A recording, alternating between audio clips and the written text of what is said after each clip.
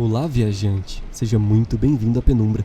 Você está assistindo a Dark Stories e hoje eu trago para vocês o segundo episódio da Dark Tales, uma série de contos criados por mim, que trarei sempre que possível nos sábados às 18 horas. Eu quero te convidar hoje para descansar, mesmo que por um breve momento.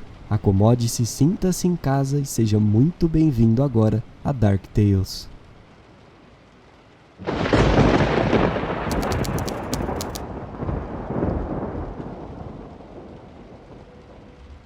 O fim daquela tarde marcou um dia um tanto quanto corrido para Daniel. Apesar de estar de férias do seu principal emprego, ele continuava, como sempre, fascinado e de certa forma preso às mais atuais notícias, tanto quanto sempre buscava informações sobre os mais recentes lançamentos do cinema e dos estouros da ficção científica. O garoto quase não parava em casa. Seu tempo cuidando da famosa locadora Mancini em São Cortês era tão valioso quanto as férias. Afinal, era aquilo que colocava o pão na sua mesa e mantinha o constante tratamento do câncer de seu pai, que estava prestes a receber alta. O garoto não tinha muitos amigos, nem era uma pessoa muito sociável.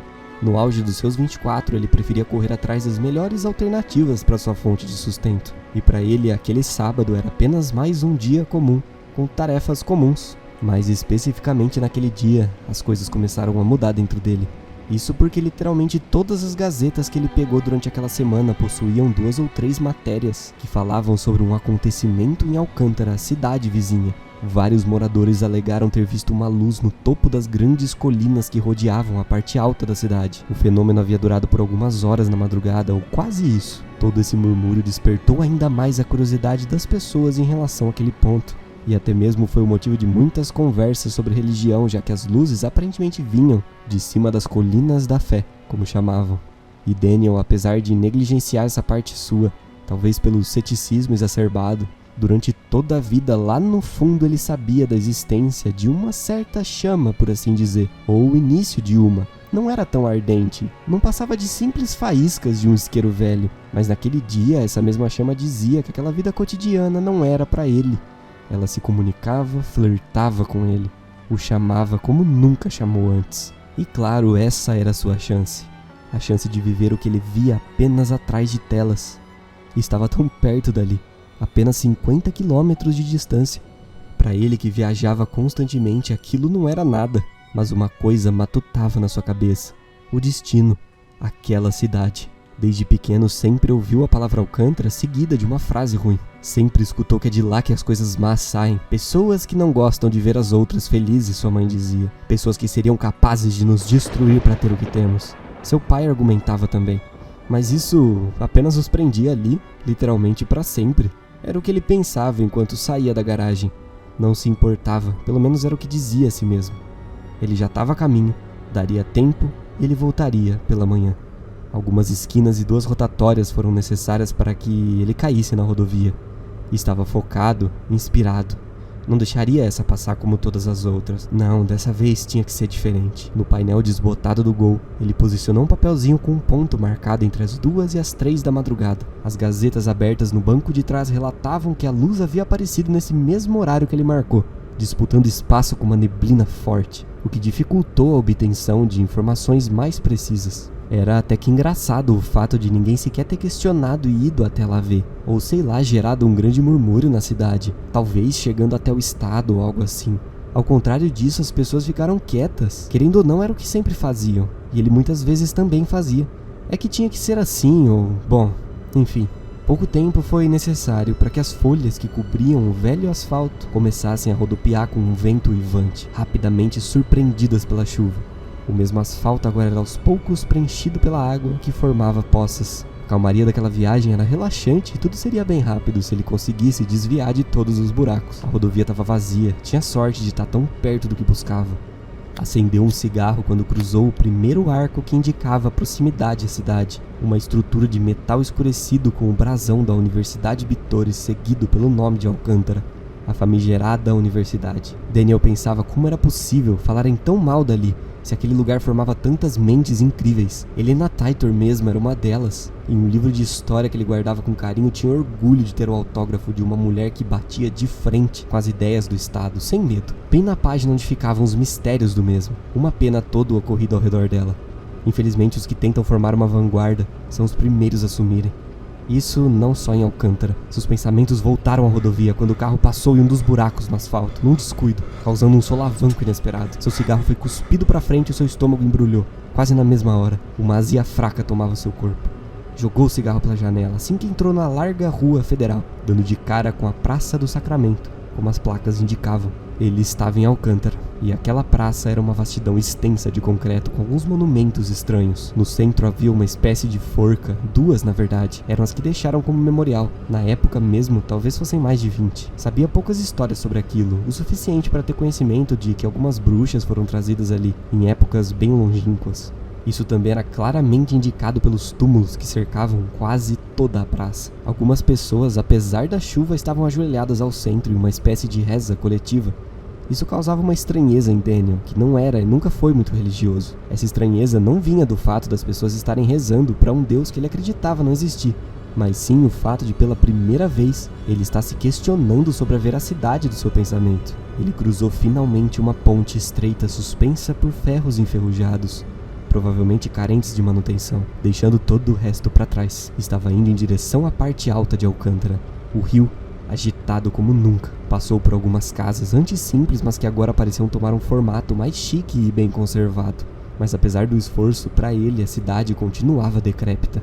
Ele encostou seu gol ao lado de uma placa suja do antigo cemitério coberto por vegetação. Era um lugar bom.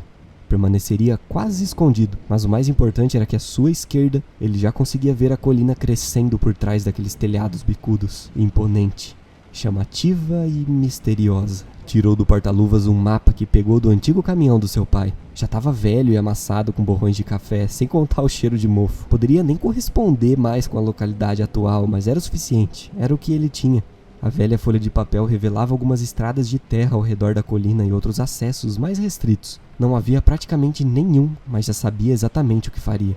Conferiu as pilhas da lanterna. Sim, estava tudo ok. Respirou profundamente, ambas as mãos apoiadas na perna, a cabeça encostada no banco. Contou até 3 e soltou. Fez isso umas 2 vezes antes de abrir a janela, para deixar o ar circular um pouco. A chuva que caía do lado de fora era leve, mas em breve ia se apertar. As nuvens pretas que cobriam o céu logo acima não escondiam esse segredo. Os postes já estavam acesos desde a hora que ele chegou. Tinham uma luz amarelada, fraca, quase como se ela tivesse medo de se espalhar. Ficavam concentradas dentro de cada pequena arandela. Na direção em que ele olhava, do outro lado da rua, ele via um pequeno estabelecimento aberto. Um dos poucos, um barzinho, de frente para o futuro, a placa velha dizia. Irônico, tendo em vista que do lado oposto fica um cemitério. As pessoas dali pelo menos tinham um senso de humor. Uma pequena risada espontânea fez ele se sentir bem. A vidraça da frente do bar estava coberta com uma cortina pelo lado de dentro. Infelizmente bloqueava a visão. Mas de qualquer forma, estava na hora de fechar a janela. Com um despertador de prontidão, ele recolheu os jornais e se acomodou com certa dificuldade no banco de trás. Encarou a água escorrer pelo vidro. Era revigorante. Ele nunca se sentia assim, nem mesmo depois de um longo dia de trabalho. Mas naquele momento, ele estava muito cansado. Parecia ter corrido uma maratona. Pegou no sono muito rápido e em seu mais profundo relaxamento, sua mente o colocava no protagonismo de um filme. O bravo Mancini nas capas de todos os jornais, líder de uma expedição às ruínas ancestrais recente encontradas na Amazônia. Como seu sonho de infância, ele estava prestes a desbravar as partes ainda desconhecidas daquele local. Uma cidade submersa, uma civilização única e não humana, deixada lá à mercê do tempo há muitos anos, milhares talvez. Era ele, teria que ser ele ou não seria ninguém. Isso não porque sempre sonhou, mas porque algo estava chamando o garoto, algo ou alguma coisa queria ele, especificamente ele. Aquela fagulha do isqueiro parecia ter provocado algo maior, agora estava prestes a erguer fogo.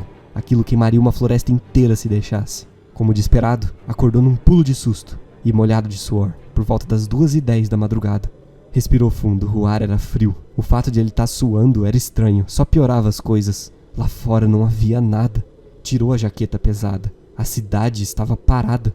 Assim como a colina passava a mesma sensação. As únicas luzes que via eram fracos relances amarelados em janelas distantes. Os postes haviam se apagado. Suspeitava que isso aconteceria, já havia perguntado a algumas pessoas da locadora sobre lá. Nada nessa cidade funcionava direito. Se acomodou novamente no banco do motorista. Mas quando estava prestes a ligar o carro, todos os postes oscilaram, brilhando forte, e depois escuridão de novo. Ele simplesmente congelou, tentando ouvir algo em meio ao silêncio. Olhava ao redor, só com os olhos. Não havia nada. Abaixou o vidro e colocou a cabeça para fora do carro. Um vento gelado. Era o suficiente para ver o brilho ainda fraco que vinha do topo da colina. Estava lá, um brilho esbranquiçado, em meio a uma neblina densa que cairia sobre a cidade em breve. Às vezes aquela luzinha era amarela, às vezes azul. Ele havia conseguido. Dessa vez a oportunidade não se foi. Era hora de executar o resto do plano.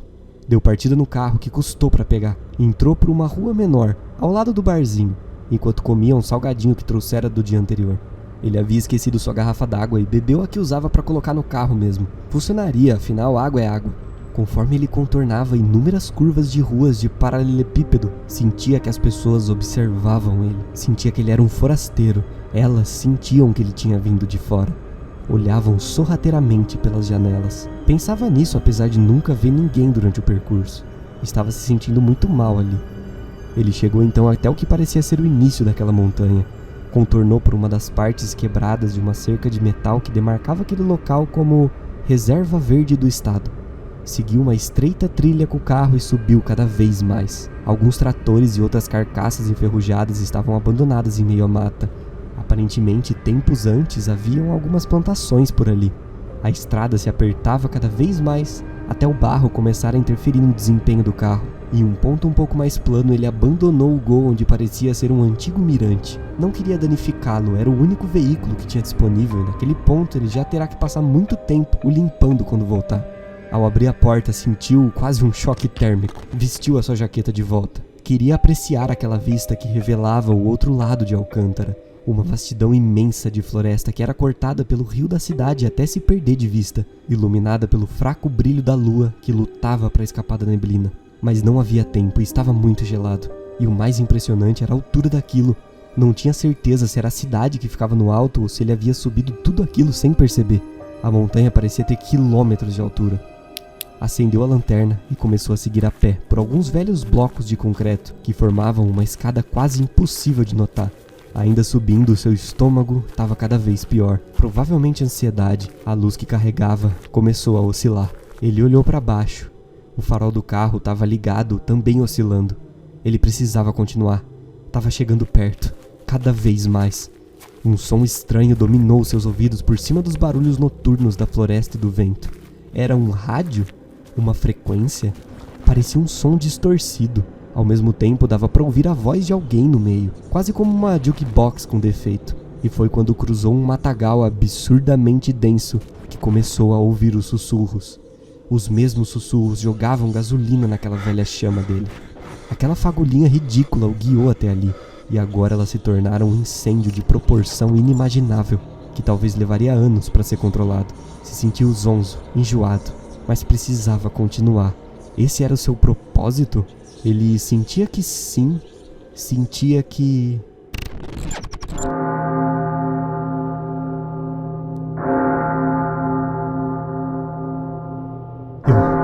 Eu preciso me aproximar, me conectar. Eu preciso descobrir. Agora. O badalar de um sino enorme abafava sua mente, revelava que sua curiosidade definitivamente era a porta dupla para a verdadeira sabedoria. Quando as últimas folhas encharcadas foram empurradas para o lado, ele vislumbrou uma imensa mansão, uma maravilha do passado. Os telhados pontudos formavam um desenho que parecia disputar espaço com o céu e perfurava as nuvens. Uma insígnia caída no chão chamou sua atenção por ainda manter o dourado quase intacto. Aquilo definitivamente era ouro puro. A janela arredondada na torre mais alta do lado direito revelava por trás um grande sino que parecia balançando de um lado para o outro, conforme surgiam relâmpagos ao fundo. A cada badalada, sua lanterna piscava em um pulso que a fazia brilhar e perdia a força. Mas ele nem reparou. Aquele som era desesperador, mas ao mesmo tempo incrível. E mais estonteante ainda era a forma na qual aquela casa emitia a luz. Ela transmutava em formas diferentes, quase como se ela estivesse viajando no tempo. As janelas acendiam e apagavam como o toque de uma música, como as teclas de um piano celestial. Era como se suas paredes perecessem, depois voltassem ao normal. Quanto mais ele chegava perto, mais o seu coração palpitava e mais a casa se transmutava. Passando por um belo jardim que contornava uma fonte seca, ele finalmente conseguiu tocar na maçaneta da porta de entrada. Ela era coberta por um pequeno telhado, e no momento do toque, tudo parou. As enormes portas se formaram, agora de maneira nítida, escuras, fantásticas e intimidadoras. Daniel se sentia grato e, de certa forma, ele se sentia em casa. Era lá que era para ele estar, e ele chegou na hora certa. As portas se abriram ao mesmo tempo em que ele sentia que não estava sozinho. Como um convidado educado, só lhe restava entrar. E nessa noite, pela primeira vez, as luzes cessaram e nunca mais voltaram. A lenda se instaurou por Alcântara. Diziam que um anjo visitou o topo da colina. Alguns diziam que ele trouxe a salvação. Outros diziam justamente o oposto. Os mais céticos afirmavam que aquilo era apenas mais uma obra oculta do Estado. Já os mais atentos se perguntavam o porquê da locadora Mancini nunca mais ter aberto. E o seu pai, agora bem, se lamentava com a foto do seu filho em cada poste de cada esquina de São Cortês, assim como se lamentava por não conseguir tocar a locadora pra frente. Bom, pelo menos Daniel conseguiu o que sempre quis. Está na capa de todas as matérias que apareceram na próxima semana. A diferença é que ele era apenas mais um. A diferença é que ninguém realmente se importava. Só liam a notícia porque alguém tinha sumido. Só liam porque toda notícia triste vende. E poucos minutos depois esqueceriam de tudo mesmo. Daniel foi dado como morto, claro. Muitos duvidaram e se questionaram se o garoto ainda estava vivo. Eu realmente não sei ao certo onde ele está, mas saberemos um dia. Eu consigo sentir, viajante. Você também possui aquelas mesmas fagulhas. Elas que te guiaram até aqui, não é? Eu peço para que você aguente firme então, porque essas são histórias para uma outra época. Com isso, eu vou ficando por aqui. Eu espero que você tenha curtido esse conteúdo e curtido esse conto. O que aconteceu com Daniel? Para onde ele foi? Que lugar era aquele? As coisas estão começando a se conectar por aqui, mas calma, é só o começo da jornada. Por agora, não se esqueça de deixar um like nesse vídeo, se inscrever no canal e ativar o sininho para não perder mais nenhum conteúdo como esse aqui, sobre esses assuntos e mais. Nos vemos em breve.